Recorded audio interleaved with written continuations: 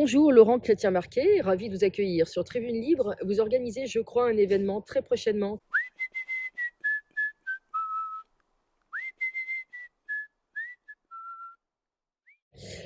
Pourriez-vous me dire la date et le lieu précis? Oui, donc c'est à partir de vendredi 20, ensuite samedi 21 et dimanche 22 à Avignon, intramuros. Voilà, Où précisément? L'adresse? donc l'adresse, la première adresse, le premier théâtre qui va être consacré à cet événement est le théâtre Pixel rue Guillaume Puy, qui est bien connu. Hein. Rue Guillaume Puy. Guillaume Puy. Le théâtre Pixel. Théâtre Pixel. Combien de places? Voilà. C'est un petit théâtre de 50 places. D'accord. Voilà. Et cet événement va s'appeler comment? Alors, donc l'événement s'appelle URA 23. URA, ça signifie? Alors, en fait, c'est les rencontres de la résistance.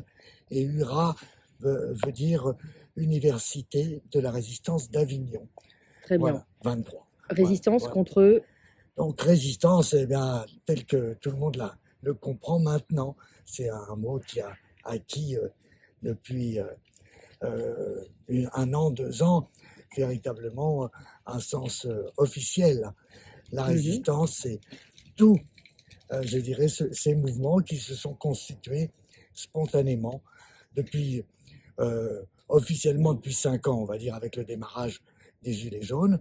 Hein, maintenant, ça a commencé depuis bien longtemps, on va dire depuis la première guerre d'Irak en 91, et surtout à la suite des événements du World Trade Center le 11 septembre, qui ont stupéfié véritablement la planète et qui ont été suivis par la seconde guerre d'Irak, et qui a été un événement également extrêmement marquant, puis derrière toute la phase dite un peu de terrorisme qui est pendant 10 ans. Et dès le 11 septembre, on va dire que la résistance s'est constituée véritablement, avec beaucoup de gens qui ont trouvé extrêmement bizarre qu'un tel événement puisse se produire.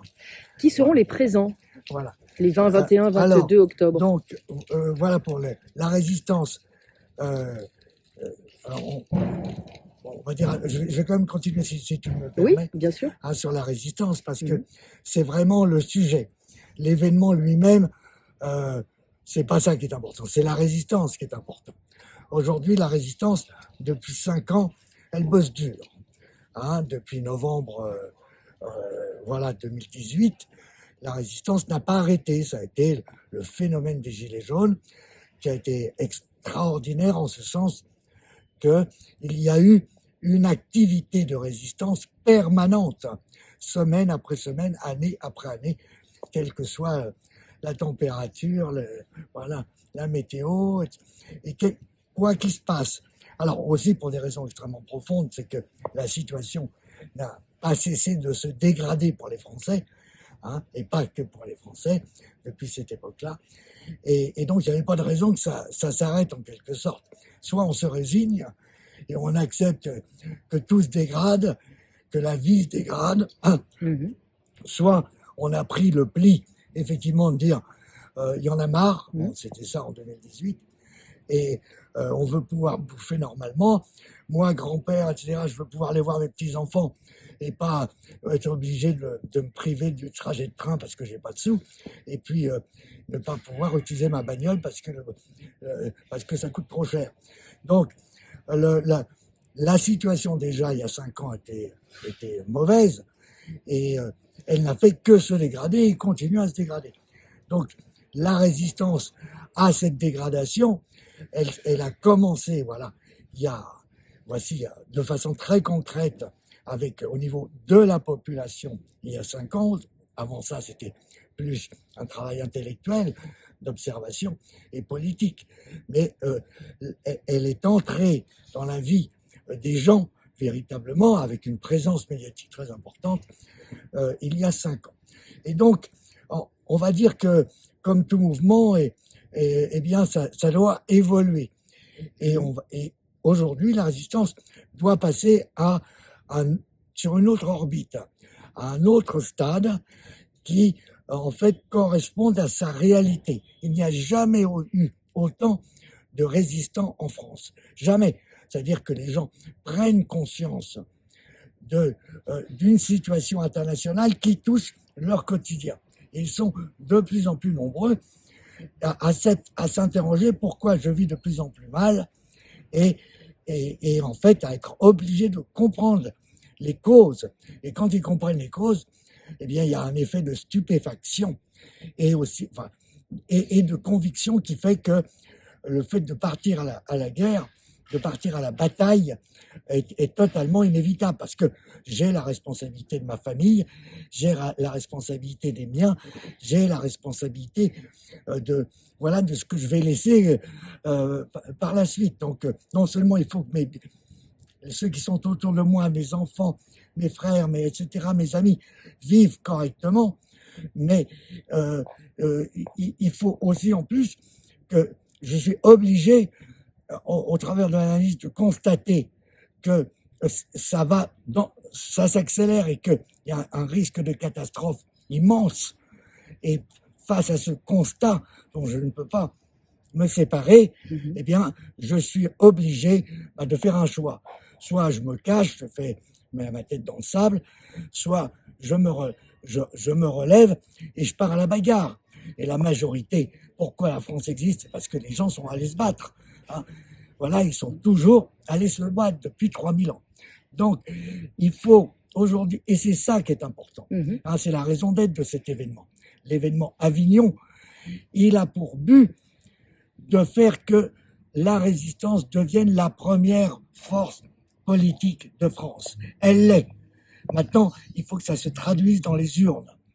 Et donc, c'est le but de cet événement, de ce décollage, de cet événement à Avignon qui va avoir lieu donc le 20, le 21 et le 22, c'est-à-dire cette semaine. D'accord. Et vous pouvez nous parler des intervenants, s'il vous plaît? Alors, donc les intervenants sont des gens avant tout de talent, c'est-à-dire qu'ils sont des très bons orateurs. Et aujourd'hui, c'est notre guerre est médiatique.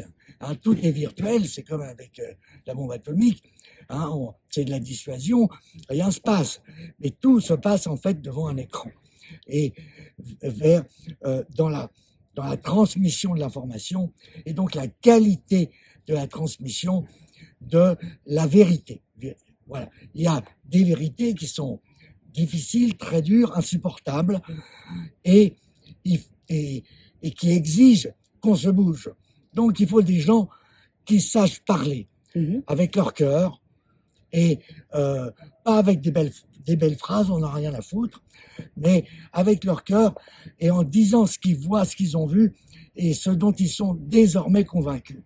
Et donc, ce sont ces orateurs qui en fait ont émergé. On connaît les plus connus, on connaît Orion-Caude, on connaît Péronne, on connaît Idrissa Berkane, etc., qui ont émergé et sont allés très très haut, et sont très hauts, sont un peu au firmament, et qui jouent un rôle constant.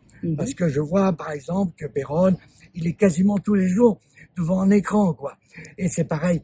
Et Jean-Dominique Michel, voilà, qui sont les plus connus.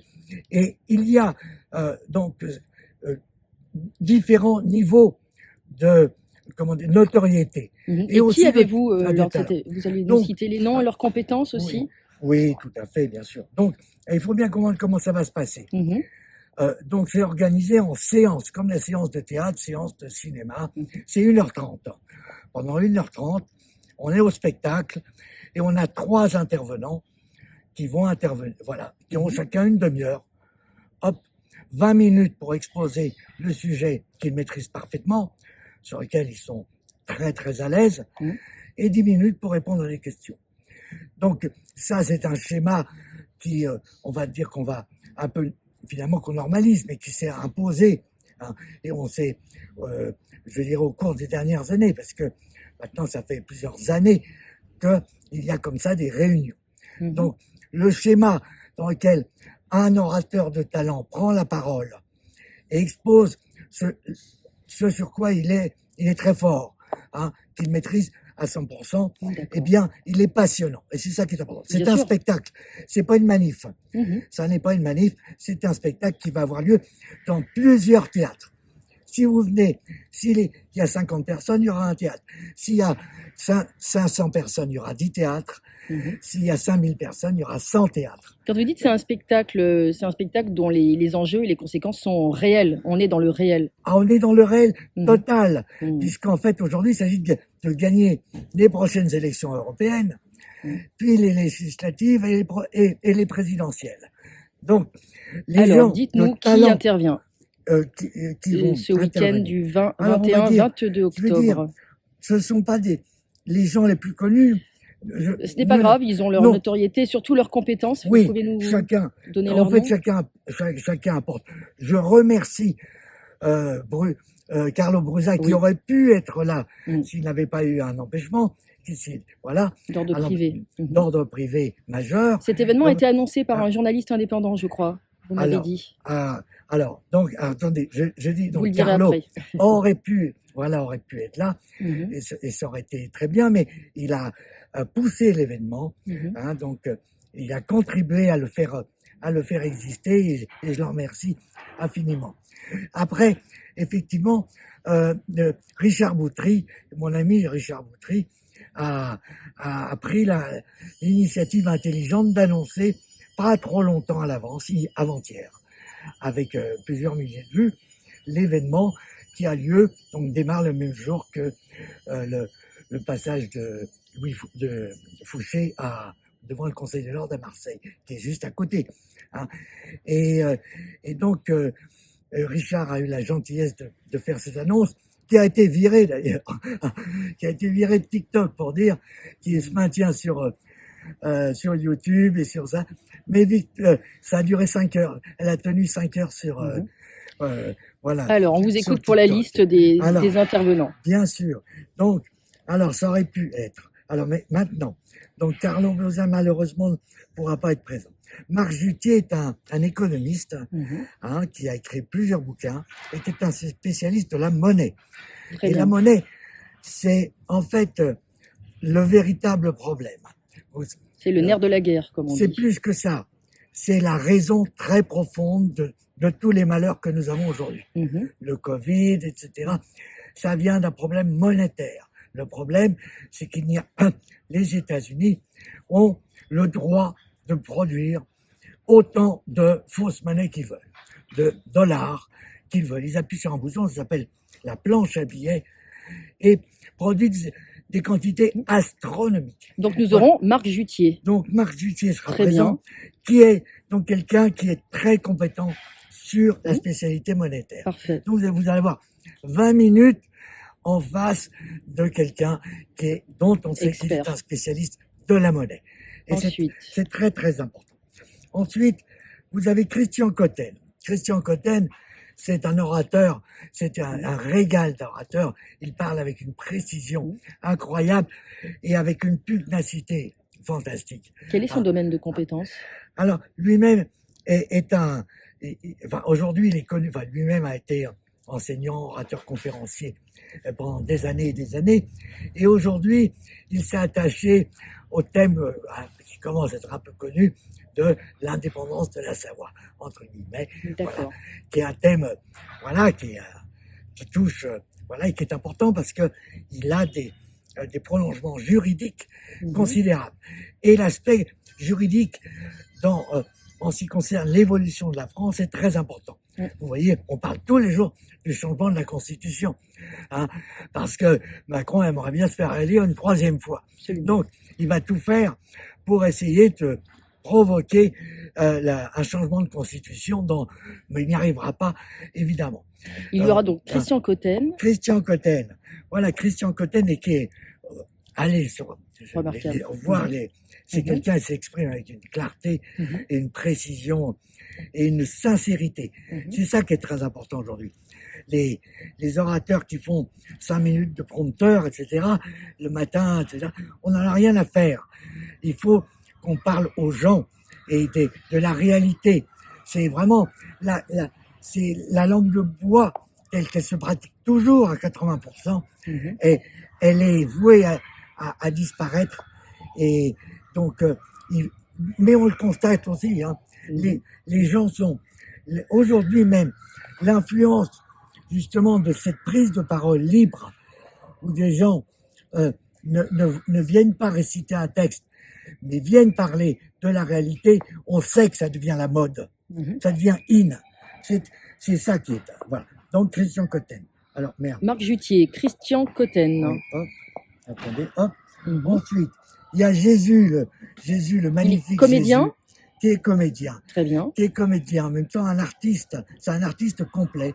Voilà. Puisqu'il est à la fois comédien, mais aussi un Citoyen, artiste. Et engagé. plus que ça, je veux dire, un artiste aussi, quelqu'un qui a fait l'école Boulle. Hein, il n'a pas fait seulement les écoles d'art, D'accord. de théâtre, mais il a fait aussi l'école Boulle. Il a fait l'école Boulle. Oui. Donc Jésus sera là, en personne, Jésus, avec sa croix. avec sa croix. Parfait. Je pense, oui, il va venir avec sa croix, il va la forcément. porter. Voilà. Et c'est un personnage qui prend une ampleur constante.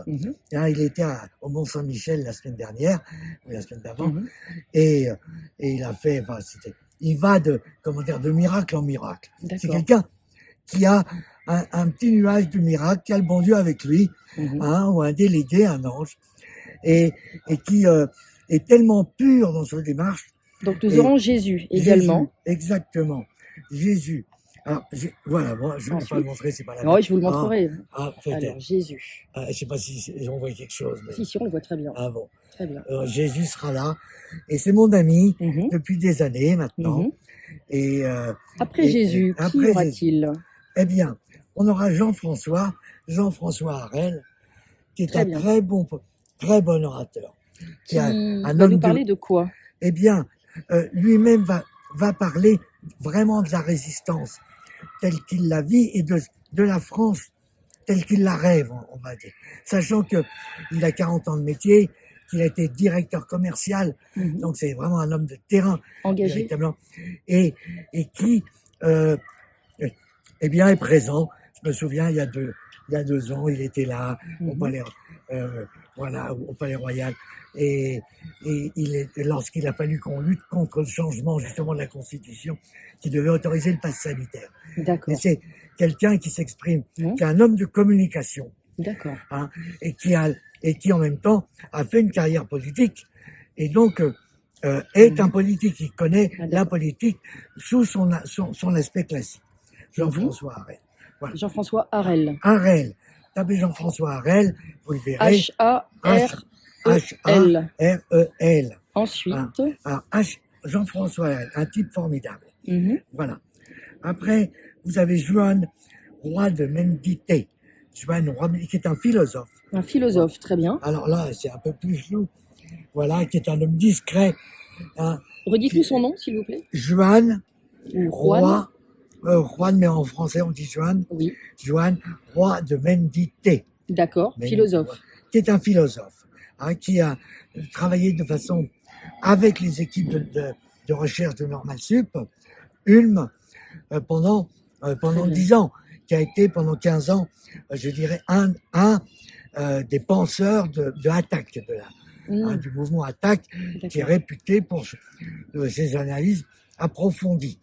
Et donc est une personne très pure. Hein, et pour finir. Et voilà. Et qui parle très bien, toujours pareil, qui sait s'exprimer avec beaucoup de talent. Et ensuite, nous avons l'équipe italienne, hein, avec notamment Davide Tutino, professeur de philosophie. Professeur de philosophie et d'histoire, d'accord. Voilà, à Rome, qui est une personne absolument charmante et qui est un résistant très actif, puisqu'il a fait une grève de la faim de 34 jours, il n'y a pas longtemps. Parfait. Et qui est donc infiniment dévoué et d'une gentillesse infinie, et en même temps donc qui a une conception et une écoute extraordinaire. Je crois qu'il mène un combat sur la non-violence. Et qui est effectivement, le mouvement italien est très axé sur la paix, sur le maintien de la paix. D'autant plus que en Italie, ils ont des bases américaines. Ils ont eu récemment un porte-avions qui s'est installé à Trieste, et la position de l'Italie au sein de l'OTAN et vis-à-vis de la guerre en Ukraine est très imposée. Et donc les Italiens disent, nous on veut pas y aller, on veut pas aller dans cette guerre ne nous concerne pas bien sûr. telle qu'on nous la Oui, présente. ils ont tenté de Voilà. faire Et donc, un référendum, ils enfin, ont des signatures, je absolument, crois. Ouais. et ils ont fait un gros référendum Oui. avec plus de 300 000 signatures. Mhm. Donc c'est extraordinaire. Donc Enfin, Davide Tutino Davide Tutino. et Voilà. d'autres personnes de l'équipe italienne Alors, également. et de l'autre, également, Roberta Très bien. Spavanta, Qui est artiste. qui est une artiste extraordinaire, qui est danseuse, comédienne Metteur en scène. et metteur en scène Très bien. de Bologne, et qui est une femme qui a un charisme extraordinaire. Et je qui crois est- elle a défilé en épouse de la paix. Exactement. Donc, elle va à Avignon faire son spectacle de rue, qu'elle a déjà fait et qu'elle fait en Italie. Et donc, elle va déambuler, c'est le terme exact, dans les rues d'Avignon. Donc, pour porter une image un peu dans l'esprit de Jésus, hein. C'est que Jésus déambule avec sa croix, voilà, et ça marque et ça touche énormément. Elle va défiler avec sa robe de mariée. C'est une mise en Ah, scène c'est pour la une- paix. pour la paix. Très bien. Et Au-delà de ces personnes-là, vous attendez d'autres confirmations, mais c'est sous Bien réserve sûr. d'eux, donc nous ne pouvons pas Oui. les annoncer ben non, pour l'instant. non, mais par contre Teresa sera présente. Teresa justement. Scotto, Teresa journaliste Scotto, indépendante, qui est une réalisatrice. journaliste indépendante, Absolument. réalisatrice et architecte, Oui. et qui est en fait devenue franco-italienne, quoi. Oui, C'est une vraie italienne de Naples, mais elle habite en France depuis plusieurs années. depuis des dizaines d'années. Oui, Et donc, elle est vraiment partagée, et elle est le maillon qui nous permet de faire ce lien le avec maillon l'Italie. fort. Le maillon fort, exactement. Alors, Voilà. tout ça est très bien. On va en faire circuler cette vidéo pour Oui. donner envie à des gens de la Oui. région avignonnaise de vous rejoindre Oui. ou à des gens de prendre le train pour vous Tout à rejoindre. fait. Tout à fait. Pourquoi ce choix de la ville, la très belle ville d'Avignon? Parce que c'est, je dirais, la seule ville au monde qui pouvait accueillir cet événement, tout simplement. C'est son histoire Voilà. avec la résistance qui vous a Parce que, inspiré? on va dire, c'est un peu comme Reims avec le couronnement des rois. On ne pouvait devenir roi que si on allait se faire couronner à Reims. Et à partir du moment où le couronnement avait lieu à Reims, eh bien, le roi était reconnu par le peuple, et le peuple était partant pour se battre Mhm. pour le roi. Et bien, de la même façon, il y a une seule ville qui combine une infinité de qualités. Donc, c'est une ville très ancienne, je dirais peut-être 3000 ans, elle a au moins 2000 ans. C'est une ville qui où tout s'est passé,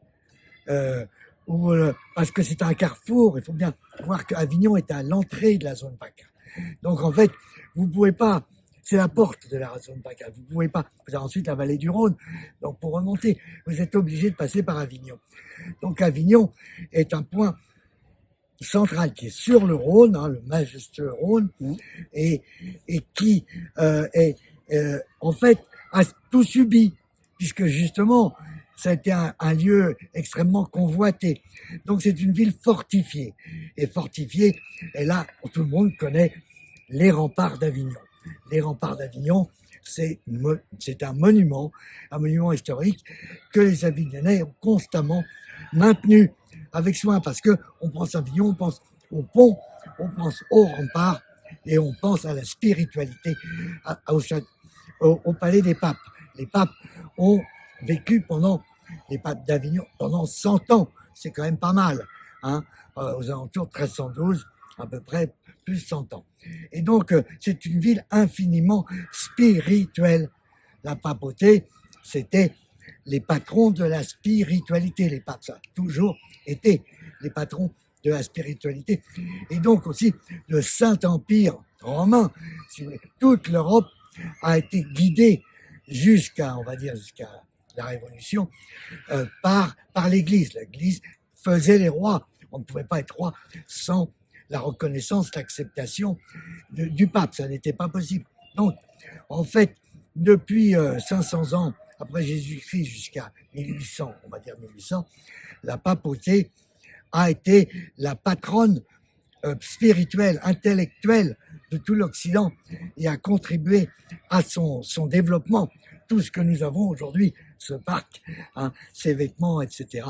C'est le fruit de la spiritualité, de la science. Et qui portait la science, c'était la papauté, c'était l'Église. Voilà. L'enseignement, c'était l'Église. L'université, c'était l'Église. Et l'histoire d'Avignon pendant la Seconde Guerre mondiale? Eh bien, il y a une... je ne suis pas encore, je dirais, je n'ai pas... ce que je peux dire, c'est que pendant la Seconde Guerre mondiale,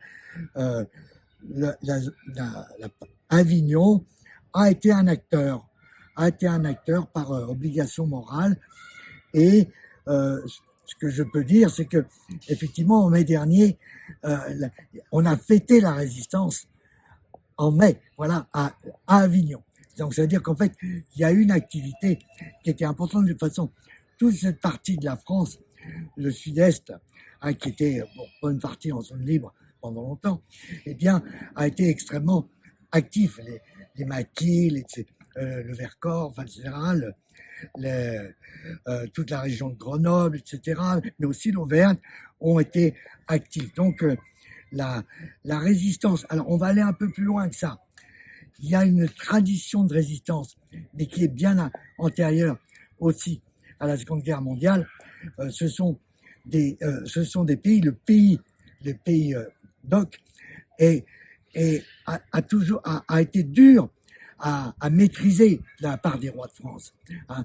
Ils ont le souvenir justement de ces interventions royales pour consolider le royaume de France, qui ont trouvé en face d'eux une résistance permanente. Hein. Et donc il y a toute une tradition profonde et qui est marquante même chez les gens qu'on rencontre. Quand vous allez dans ces régions-là, eh ben, vous avez le Mont Ventoux qui est juste à côté, vous voyez. Qui doit être composé, je pense, majoritairement de granit. Et quand vous parlez à un Avignonnais et vous serrez la main à un Avignonnais, vous dites, mais il fait partie de cette roche, hein, si dure à maîtriser, si solide. Et c'est vrai pour toute la région. Les rois de France ont toujours, se sont efforcés de maîtriser les populations du Sud-Est, mais ont toujours eu énormément de mal. Et aussi, ils ne sont pas allés trop loin. Vous savez, à Marseille, c'est pas pour rien que Raoult est à Marseille, si vous voulez. À Marseille, les Allemands ont eu énormément de mal, hein, parce qu'il y avait une résistance implicite qui était très dure. Marseille, ville rebelle? Marseille, totalement. Il faut pas oublier que nous chantons la Marseillaise, parce que ils ont été les premiers à monter, constituer les armées de la Révolution. Donc, ce sont des gens qui ne se laissent pas faire. Ce sont des gens qui sont corrects et des gens qui n'ont pas peur d'aller à la bagarre. Hein. Et c'est pas pour rien que vous avez des équipes de rugby à Montpellier, à Béziers, etc. Ils n'ont pas peur de se battre, ils n'ont pas peur de mourir au combat, ils n'ont pas peur d'entraîner les autres, ils sont indépendants. Donc, il fallait que ça se passe là. Ça ne pouvait se passer que là. Voilà. Et Avignon, c'est aussi, vous verrez, donc la spiritualité, elle s'est transformée. C'est comme l'art flamand qui s'est transformé en Tintin. Eh bien, la spiritualité des papes, eh bien, elle s'est transformée en festival de théâtre. Pour les grands amoureux du théâtre, voilà, du monde entier. Exactement. Mais ça, c'est la conséquence.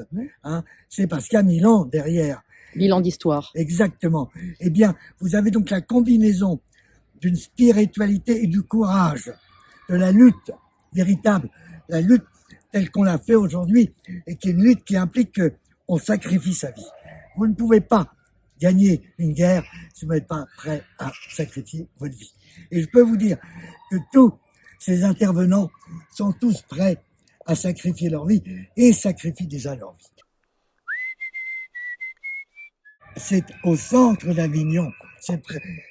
L'événement a lieu à quelques centaines de mètres du palais des papes. D'accord. La rue Guillaume-Puy et croise la rue Thiers qui va directement à l'hôtel de ville et au palais des papes. Donc rendez-vous nombreux à Avignon, voilà, les 20, 21, 22 octobre 2023. Oui. Voilà. Un grand merci Laurent Chrétien-Marquet. Voilà.